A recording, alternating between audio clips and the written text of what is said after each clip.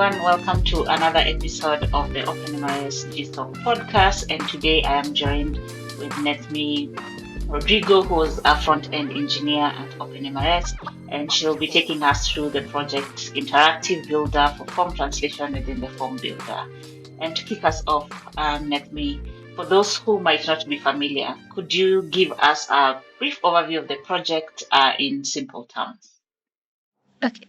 So basically, you know that OpenMRS as a whole, we've been trying to translate various aspects of it, be it like the UI translations, but form translations is a bit different in the sense that uh, if you've seen how the normal translations work in other in like different front-end modules, it's through an application called Transifex, where we upload the translations into there. But you can't do the same with form translations because it's something a user creates dynamically. So we want to have the whole purpose of this project is to make it so that any user, any end user, can easily create the translations for these forms without needing to have a great technical expertise into how forms work, which is currently the process. But forms are usually created by BAs and not really developers per se. So this project is meant to make it so that even BAs could create translations. So basically, make it as it. That sounds like an important feature. So, who's going to benefit from this implementation and what problems will it solve for users and as well as developers? Right. So it's mostly meant to benefit BAs or the people who are actually making the forms. And the purpose of it is so that right now, the process is if you want to create a translation, you have to create this very specific JSON file and put it into the your distro's configuration folder. And this is not a process that's like completely obvious. Uh, Actually known to the people who are making the pots. So this is very useful for them to know what to do and where to do it.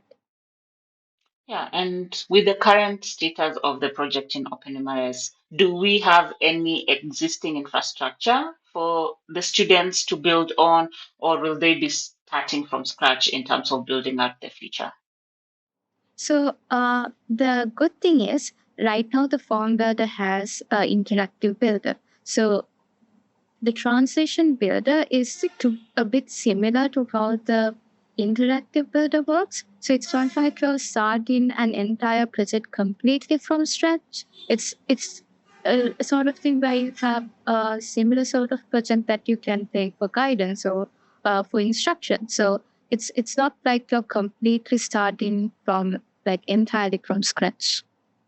Yeah, great. And once a student has been selected for this project, what will the end result look like? So, what functionality should be in place by the end of the 12 weeks that they'll be working with you on this project? Okay, so like this is something that I've described in much more detail in the interactive builders wiki.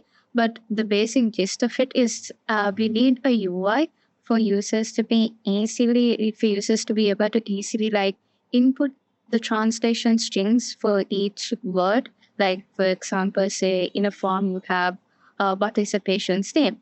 And the user should be able to select, okay, so I want to add the translation string for this in French. I need to add the translation for this in German. And so we need to be able to have an interface to do that. And then users should be able to like download a JSON file for each language. So let's say, okay, so for French, what are all the translation strings that I have made? And for German, and then download this JSON file. So those are the two main requirements that we have for now. Yeah, and for applicants who are watching this video, what steps would you recommend they take in the coming weeks as they prepare the application in terms of making sure that they're doing the right things that are required before they submit their proposal? So one thing I'd highly recommend is to get yourself familiarized with the form builders repository.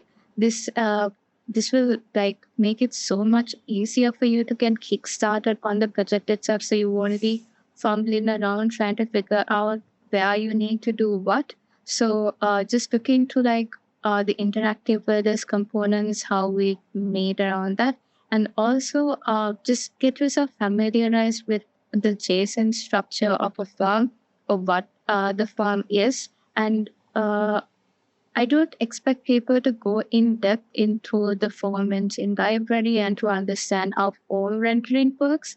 I don't think that's necessary. But to understand like the basic gist of how form translations are loaded, I've added in like the resource of the backend of how we fetch a form. Because you need to be able, the user needs to be able to preview a form in a certain language. So it's just to understand that workflow of how a form is loaded in a specific language. Just having the basic understanding it is good. And now, speaking of proposals, what specific elements would you want to see in a proposal? If I am a student and I have decided this is the project I would like to work on and I am submitting my proposal, are there particular approaches or considerations you'd be impressed or you'd hope to see addressed with a student once they submit their proposal? So one thing I really want to see is that the applicant really understands the project and what we want them to do, because I know there's that forms itself are quite the implementation of it can be quite complex, and I'd want to see that the applicant has put enough time to understand what the project expects. So the way they describe the solution, like how they plan to let the user preview a form in a certain language, because I know that's a problem that we need to address, and how they're going to extract the translation strings that the user can add like the words in a language for. So I what I explained as implementation in the wiki, I'd expect to see an applicant solution for those problems. So now in the proof of concept, do you need a proof of concept or demonstration? Like this is totally optional in our requirements when you're submitting a proposal. We have the OpenMRS template. We don't really require a student to have a proof of concept or demo, but just from your point of view, is that something that would be good to see? Is that something that is possible? Because some projects, it might not be possible to have a proof of concept or a demo, but in case for this particular project, is that something that would be nice to see or nice to have? Uh, to be honest, I think it requires a lot of effort in this case to make a proof of concept.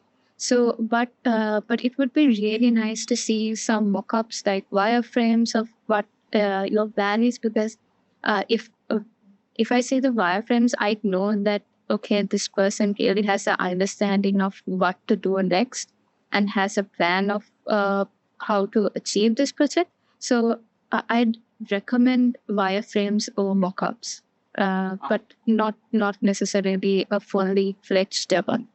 Yeah, that's really nice to hear. So the students will have a better understanding of what they can put under their proof of concept. So regarding technical background, are there specific skills, languages, or frameworks that would be particularly helpful for a student to have or know for this project?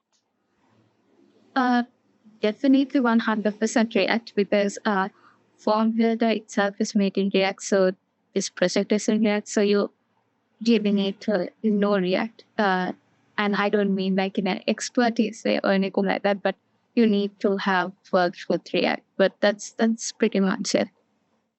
Okay, and now beyond technical skills, you would be working with this student for 12 weeks or more. So, what personal qualities do you think would make someone a good fit for this particular project?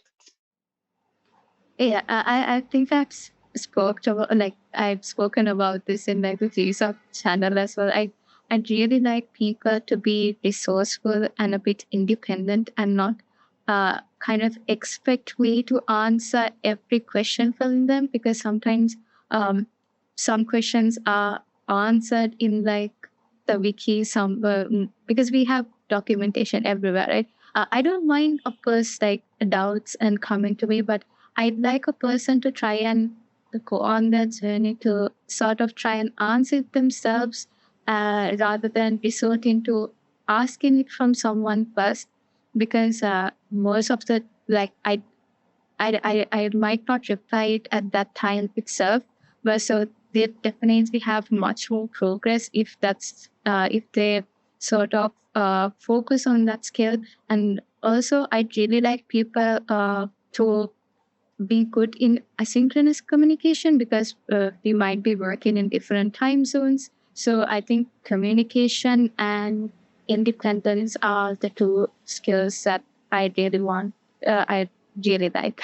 Yeah, thank you so much, Nethmi, for this insight. Any last words for any prospective student who's watching this video? Yeah, have fun and try to learn. Like at the end of the day, what matters is what you take of yourself, and that you are proud in what you do and what you make. So don't be afraid to be yourself, to put part of you in what you make. Yeah, thank you, Nethmi, for taking your time and joining us today to help us better understand the project. And as a reminder to everyone watching, the best candidates are the ones who show curiosity, willingness, and enthusiasm. We value potential. You don't have to have the perfect qualifications, but we really like to see your potential and your enthusiasm around this project. And thank you for joining us today. Till next time, bye. Bye.